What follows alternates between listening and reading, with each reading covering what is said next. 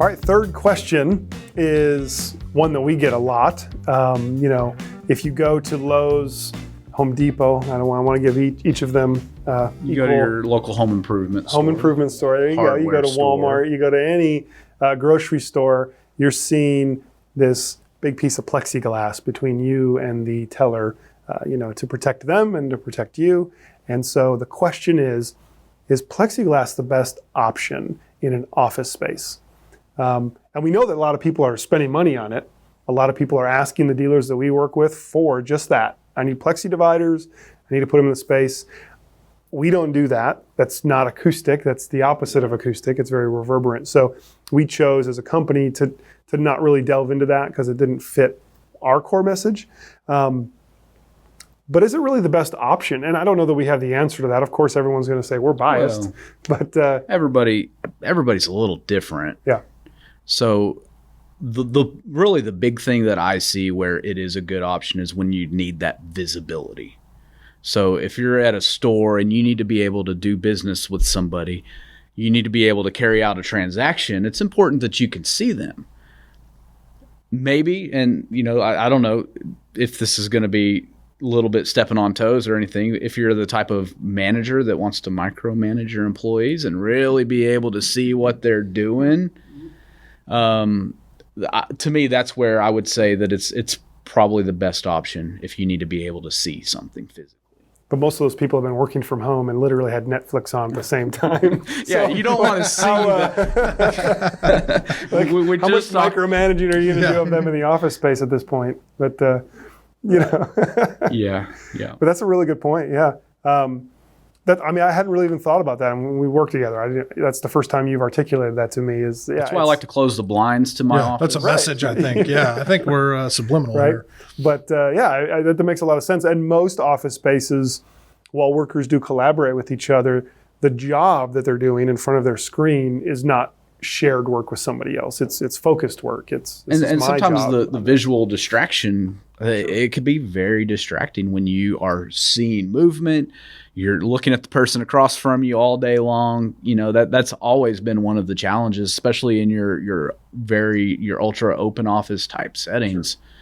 A lot of it's education too. So what I mean by that is if it's Saturday, right? I'm having to run errands. So I'm going to the drive-through or the home improvement store or the bank and all these things. What am I seeing constantly?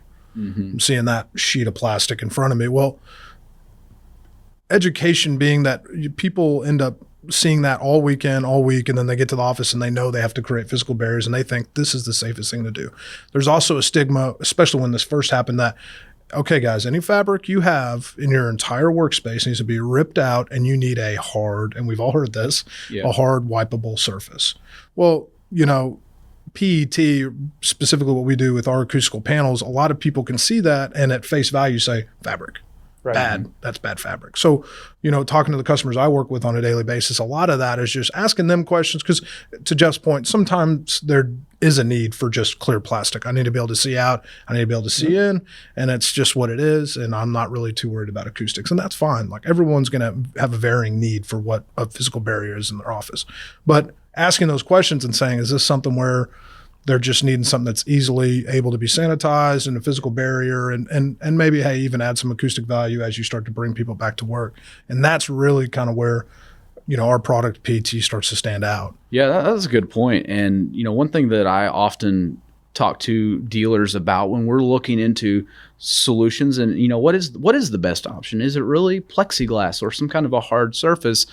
And what people aren't necessarily thinking about is, when you look at the CDC guidelines of how to clean a surface, and you look at the guidelines for back to the office, I think is actually how they put it, or for office cleaning, there is a dwell time associated with your cleaning solution, which really means how long do you keep a surface wet with the cleaning solution? Before you wipe it off. Before you wipe it down. And so applying it and leaving it on the surface. So, I still go to the gym. I've got my mask in my pocket. Some people may say that's too risky, but I'm there. Anyways, the cleaning solution that they have, I turned it around, took a picture of it. It says to keep the surface wet for 10 minutes.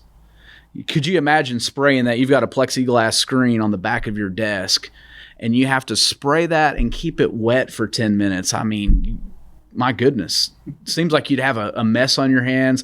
You've got electronics back there, you've got cords, and you spray it down. I just don't know logistically how that's possible. So it makes a lot of sense in a space like a home improvement store, a grocery store, or something where they're interacting, and it's not really something you're going to stare at every day either. Right. You have traffic going through. But when you talk about an office space where we're all working here every day. This is my space, and I'm surrounded by 3 sides of a glass partition, and that's having to be sprayed with long dwell times, which means it's going to get everything's wet, and then you wipe it down. And then it's still, if you look at the screen at the store, it's going to show fingerprints and other smudges, and just, I don't know that it gives even the overall best shameless look. Plug for our material was one of our reps, Ethan, out of Austin. Give him a shout out, but he made a little video. It was awesome, but he bleached our color ball. So because a lot of people think our stuff is fabric, so they think bleach is going to change the color. They immediately think that if it gets bleach on it, it's going to look like a tie-dye shirt. So he took all the color samples and doused them and put them in a bucket of bleach for like 2 weeks. And filmed the whole process, and everything was pretty creative and funny, but a great kind of over-the-top way. And he dipped a sock in it, and it immediately changed brown. He just in a really kind of over-the-top way showed that, like, you don't have to worry about bleaching this stuff. So from a standpoint of an office space, you can handle acoustics.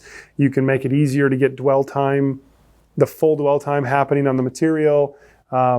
But the challenge is there are applications, and this is what I love about you guys, honestly, is we don't go into opportunities and say, like, you got to go with us. Right. Because you guys will look and say, well, if you need to be able to see each other, we do visual privacy, which would be not seeing each other. Right. So that's not going to be the best solution for you. Yeah. So, but we are in the business of educating people about why you would. And a lot of people, as Mac alluded to, a lot of people aren't thinking through or thinking about how our product could be cleaned, and are very surprised to learn that you can just spray it down with bleach, Lysol, or any other cleaner, get it good and wet, let it sit for 10 minutes, and then it will air dry. So you never even have to go back and wipe it. It's not going to run. It's not going to drip. And once we have those conversations with people, typically they're impressed and they're ready to get started on building something for their office. Yeah, we had somebody, I forget who it was, where we had to ship them a bunch of samples so their team could.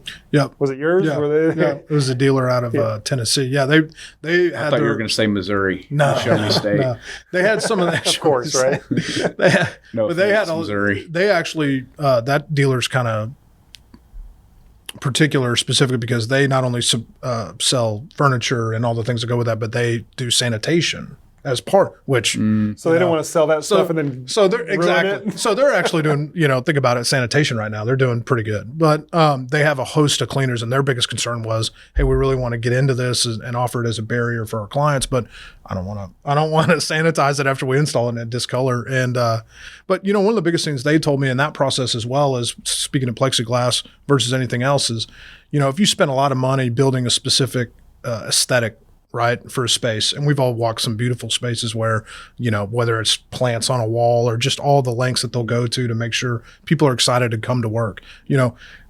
Going to work and feeling like you're talking to a, family member from prison, right? Looking through that plexiglass and again, some scenarios it makes sense to do plexiglass, but man, it can just really harm the aesthetic that somebody just spent 5 years building for their space. Yeah. No doubt. I've had some clients that mention, maybe their plans for repurposing. Mm-hmm. Maybe they do want to eventually remove our acoustic panels from the desk, but, they're asking, how can we repurpose this? Could we use it in some other form? Can we put it on the wall or hang it in a different area? So, that's been definitely another thing. So without saying that our stuff is the best option and everything else is not, because we're not saying that, I guess what you guys are saying is, the question to the question here is that Plexi is good in some cases, but and there there's are others other that it's options. not. Yeah, there are other options. And the thing that we've got to do is educate people about those other options, because that's what most people are missing. They don't know anything about any other option. And no fault of their own. Other than what they see 100% of the time that they're out and about on the weekend, like you said. Excellent. All right.